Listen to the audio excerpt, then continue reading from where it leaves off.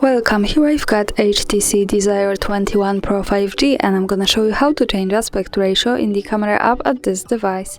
So at first we have to tap on the camera button to open it, and for now we are in the standard photo mode.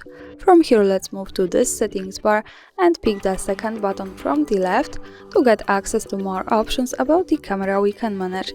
And here let's focus on this button with 4 and 3 on the orange color. This is aspect ratio option.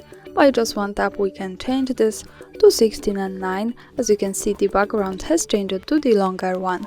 Another tap to this button, the second from the left, and here to this one, and we go to 1 and 1 aspect ratio, the square one.